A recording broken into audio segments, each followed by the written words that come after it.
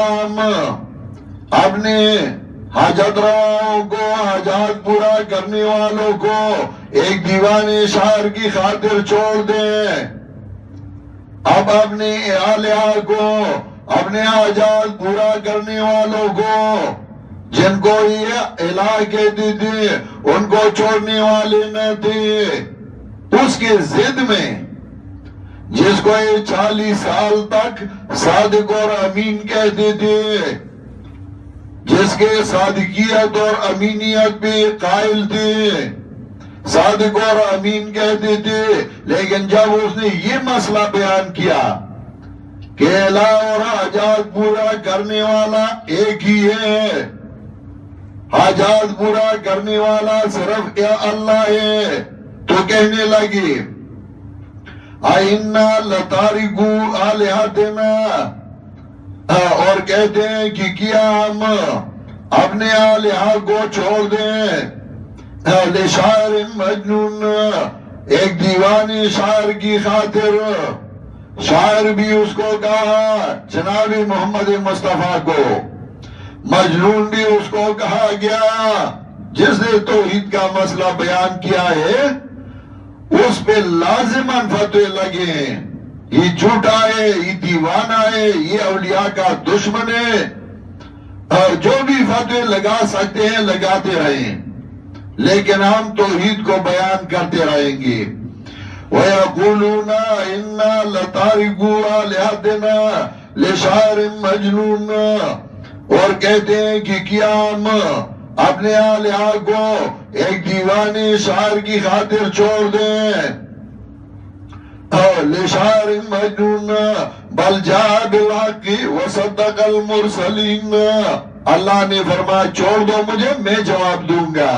یہ میرا کام ہے، تمہارا کام مسئلہ بیان کرنا ہے، میرا کام جواب دینا ہے. تو اللہ نے فرمایا بل جاء بالحق وصدق المرسلین، وہ دیوانہ نہیں بلکہ حق لے کر آیا ہے، وہ دیوانہ نہیں بل حق لے کر آیا ہے. بل جاء بالحق وصدق المرسلین، اور گزشتہ رسولوں کو سچا بتاتا ہے کہ جو گزشتہ رسولوں نے بیان کیا وہی مسئلہ بیان کرتا ہے. جس میں گزشتہ رسولوں نے مارے کھائی اسی مسئلے پہ مارے کھانے والا ہے.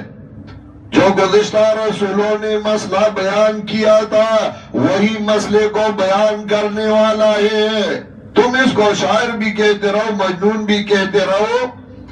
اِنَّكُمْ لَذَائِقُو الْعَذَابِ الْأَلِيمِ، تم بے شک دردناک عذاب چکھنا ہے، تمہیں بے شک دردناک عذاب چکھنا ہے.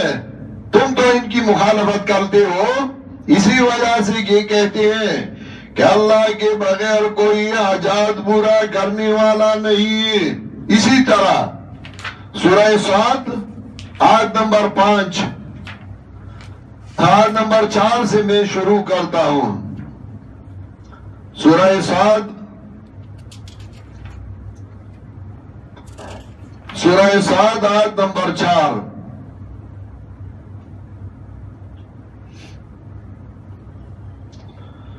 وَعَجِبُوا أَن جَاءَهُم مُنذِرٌ مِّنْهُمْ وَقَالَ الْكَافِرُونَ هَذَا سَاحِرٌ كَذَّابٌ أَجَعَلَ الْآلِهَةَ إِلَٰهًا وَاحِدًا إِنَّ هَٰذَا لَشَيْءٌ عُجَابٌ وَانطَلَقَ الْمَلَأُ مِنْهُمْ أَنِ امْشُوا وَاصْبِرُوا عَلَىٰ آلِهَتِكُمْ عَلَىٰ مَعْبُودِكُمْ مِنْ دُونِهِ وَاصْبِرُوا عَلَىٰ آلِهَتِكُمْ إِنَّ هَٰذَا لَشَيْءٌ يُرَادُ مَا سَمِعْنَا بِهَٰذَا فِي الْمِلَّةِ الْآخِرَةِ إِنْ هَٰذَا إِلَّا اخْتِلَاقٌ وَعَجِبُوا أَن جَاءَهُم مُنذِرٌ مِّنْهُمْ، اور انہوں نے اس بات پہ تعجب کیا کہ انہی میں سے ایک ڈرانے والا آیا، انہی میں سے انسانوں میں سے.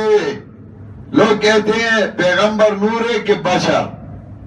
اللہ نے فرمایا منہم، ان انسانوں میں سے. وہ انسان تھا، بشر تھا، اسے پیدا بشر ہے.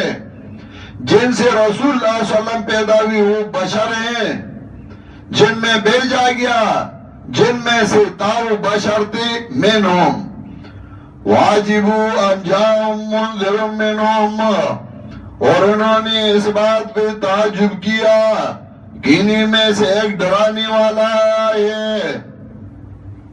واجبو انجام منذر منہم وقال الکافرون ھذا ساحر کذاب، اور کافروں نے کہا کہ ایک جھوٹا جادوگر ہے۔ کیوں جھوٹا کہا؟ کیوں جادوگر کہا؟ ساحر اس کو کہا گیا، دیوانہ اس کو کہا گیا، جھوٹا اس کو کہا گیا، جادوگر اس کو کہا گیا۔ کیوں؟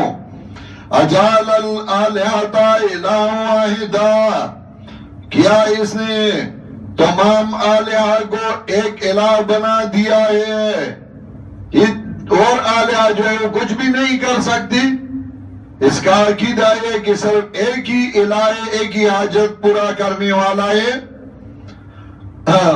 اجعل الآلہۃ الہا واحدا ان ھذا لشیء عجاب، یہ تو ایک بڑی عجیب بات ہے۔ شیء عجاب، توحید کے مسئلہ کو شیء عجاب کہا۔ جب آپ توحید بیان کرتے ہیں تو یہ کہتے ہیں یہ اولیاء کا دشمن ہے۔ یہ نہیں کہتا کہ اللہ کی توحید بیان کرنے والا ہے، بلکہ کہیں گے یہ اولیاء کا دشمن ہے، یہ اولیاء کرام کو گالیاں بکتا ہے۔